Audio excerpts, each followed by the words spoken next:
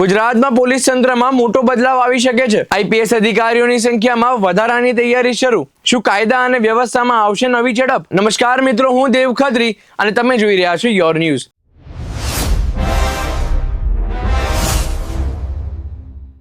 આજે વાત છે ગુજરાત પોલીસ તંત્રના એક મોટા નિર્ણય વિશે, જેની સીધી અસર કાયદા અને વ્યવસ્થા પર પડશે। ગુજરાતમાં તાજેતરમાં આઈએએસ કેડરમાં વધારો થયા બાદ હવે સરકાર આઈપીએસ કેડરમાં વધારાની દિશામાં આગળ વધી રહી છે। હાલમાં ગુજરાતના કુલ મંજૂર આઈપીએસ પદો છે 208, પણ કામ પર છે માત્ર 193 અધિકારીઓ।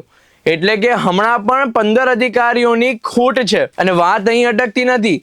આગામી થોડા મહિનામાં સિનિયર આઈપીએસ અધિકારીઓ જેમ કે શમશેરસિંહ, પ્રફુલ્લ કુમાર રોશન, એમએલ નીનામા અને રાજુ ભાર્ગવ નિવૃત્ત થવાના છે, જેના કારણે આ ખોટ વધીને પહોંચી શકે છે 19 સુધી। હવે અહીં આવે છે મોટો ટ્વિસ્ટ। સરકાર હવે કેન્દ્ર સમક્ષ આઈપીએસ કેડર વધારવાની રજૂઆત કરવાની તૈયારીમાં છે। સૂત્ર મુજબ 15 થી 18 નવા આઈપીએસ પદો ઉમેરાય તેવી શક્યતા છે। નોંધનીય વાત એ છે કે થોડાક સમય પહેલા આઈએએસ કેડરમાં પણ સરકારે વધારો માંગ્યો હતો, જેમાં કેન્દ્રએ 15 પદો મંજૂર કર્યા હતા। હવે એ જ મોડેલ આઈપીએસ માં પણ અપનાવાઈ રહ્યું છે। આ નિર્ણય કેમ મહત્વનો છે? કારણ કે કાયદો અને વ્યવસ્થા વધુ મજબૂત થશે, અધિકારીઓ પરનું કામનું ભારણ ઘટશે, મહત્વની પોસ્ટ પર કાયમી નિમણૂકો શક્ય બનશે। અર્થાત ગુજરાત પોલીસ તંત્રને મળશે નવી ગતિ। તો મિત્રો, તમને શું લાગે છે?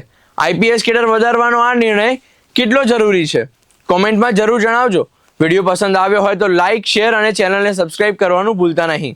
હું દેવ ખત્રી, ધન્યવાદ।